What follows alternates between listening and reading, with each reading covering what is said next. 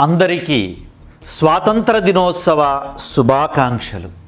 తెల్లవాడు నిన్ను నాడు టెర్రరిస్టు అన్నాడు, నల్లవాడు నిన్ను నాడు నక్సలైటు అన్నాడు. ఎల్లరూ నిన్ను నేడు వేగుచుక్కవంటారు, అల్లూరికి వారసుడా శ్రీశ్రీ కవితా లాలసుడా, అందుకో నా ఈ నిండు నమస్కారాన్ని అంటూ ఆనాటి స్వాతంత్ర సమర వీరులకు, వీరనారీ మణులకు, ప్రాణత్యాగం చేసిన మహానుభావులకు ఇదే నా యొక్క పాదాభివందనం.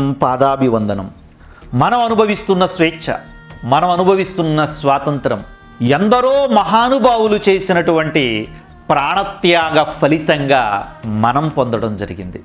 ఈ కాలంలో దేశభక్తి అంటే కులాల కలహాలు, మత పోరాటాలు, రాజకీయ పోరాటాలు, అధికారం కోసం పరితపించే వ్యక్తులు చేస్తున్నటువంటి పోరాటాలు, మతోన్మాద శక్తులు చేస్తున్నటువంటి పోరాటాలు, ఇవే దేశభక్తి అనేటటువంటి పదానికి పర్యాయ పదంగా మారిపోయాయి. కానీ దేశం పట్ల ప్రేమ, దేశభక్తి అనేటటువంటిది మనం తెలుసుకోవాలి అంటే ఆనాటి స్వాతంత్ర సమర వీరుల యొక్క జీవిత గాథలలో జరిగినటువంటి సంఘటనలు మనం తెలుసుకోవాలి. నా దృష్టిలో దేశభక్తి అంటే భగత్ సింగ్, నా దృష్టిలో దేశభక్తి అంటే అష్ఫాకుల్లా ఖాన్. భగత్ సింగ్ సాండర్స్ని చంపాడు అని చెప్పి భగత్ సింగ్ గారికి 1931 మార్చి 23న ఉరిశిక్ష వేయాలి అనే నిర్ణయం తీసుకున్నారు. భగత్ సింగ్ గారికి ఉరిశిక్ష ఖరారైన తరువాత భగత్ సింగ్ గారి దగ్గరికి బ్రిటిష్ అధికారులు వచ్చారు. ఆయన అడిగారు, మీకు కొద్ది గంటల్లో ఉరిశిక్షను అమలు చేయటం జరుగుతుంది, మీ చివరి కోరిక ఏమిటి అని అడిగితే అప్పుడు భగత్ సింగ్ గారు చెప్పడం జరుగుతుంది. మిత్రులారా, గుర్తుంచుకోండి, ఈ క్షణంలో భగత్ సింగ్ గారు తన కుటుంబ సభ్యులను చూడాలని కోరిక కోరవచ్చు, లేదా తన కుటుంబ సభ్యులతో కొన్ని గంటలు గడపాలని కోరిక కోరవచ్చు, లేదా తన వ్యక్తిగతంగా ఏదో ఒక కోరిక కోరవచ్చు.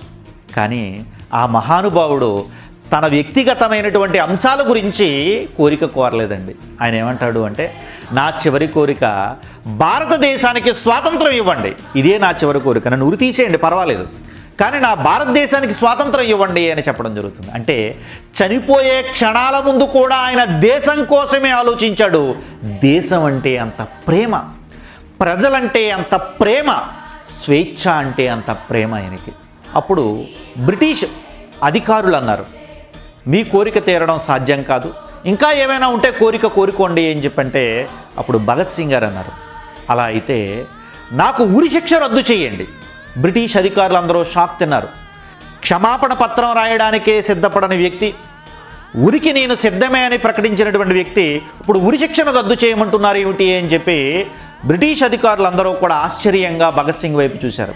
అప్పుడు భగత్ సింగ్ గారు అంటారు, నాకు ఉరిశిక్ష రద్దు చేయండి, కానీ నన్ను చంపేయండి, అయితే ఉరి తీయకుండా తుపాకీతో కాల్చి చంపేయండి, నా యొక్క రక్తం భూమి భారత్లో కలిసిపోతుంది అనే ఆనందంలో నేను మరణిస్తాను అంటాడు. అంత గొప్ప మహానుభావులండి.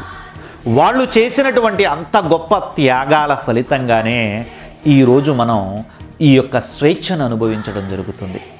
అష్ఫాకుల్లా ఖాన్ మరో గొప్ప స్వాతంత్ర సమరయోధుడు. కకోరి కుట్ర కేసులో రామ్ ప్రసాద్ బిస్మల్, అష్ఫాకుల్లా ఖాన్ ఇద్దరూ కూడా ముందుండి కకోరి ఉద్యమాన్ని నడపటము అనేది జరిగింది.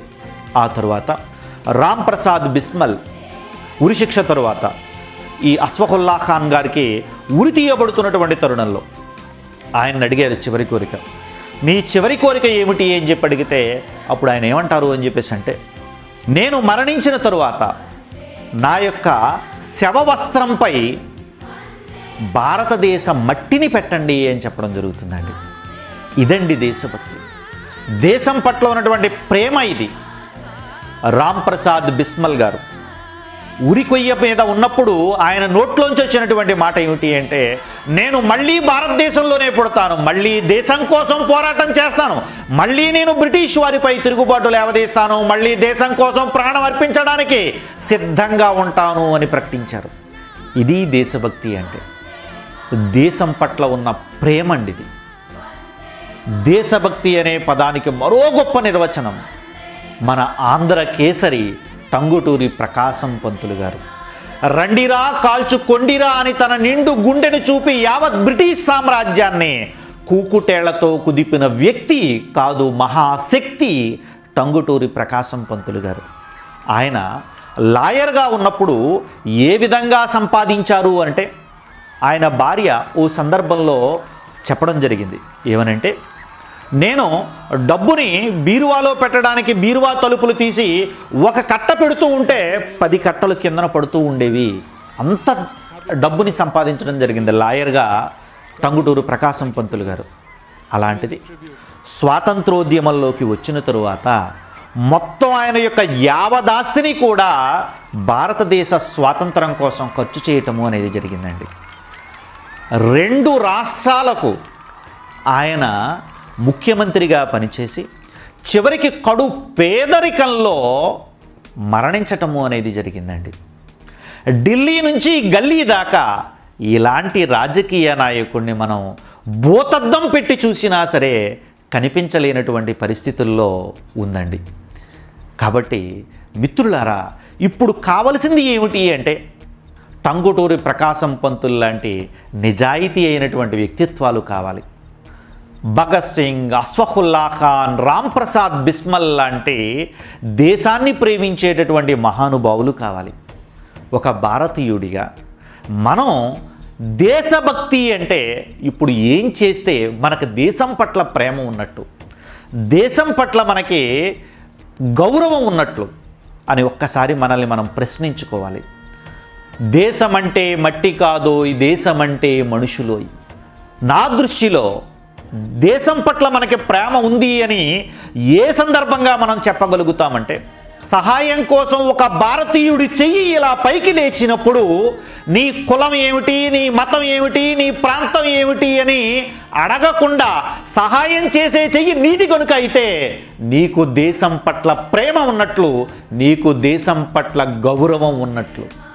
ఆ మహానుభావులు చేసినటువంటి ప్రాణత్యాగానికి, ఆ మహానుభావుల యొక్క ఆత్మార్పణానికి మనం నిజమైనటువంటి నివాళి ఏమిటి అంటే, మనం మన తోటి వాడికి సహాయం చేయటమే. ఎందుకంటే వాడు కూడా మనలాగే భారతీయుడు కాబట్టి. సహాయం కోసం అడిగేటటువంటి చేయి ఒకటి వస్తే సహాయం చేసేటటువంటి చేతులు 10 ఎప్పుడైతే అయ్యాయో అప్పుడే దేశం అభివృద్ధి చెందినట్లు లెక్క.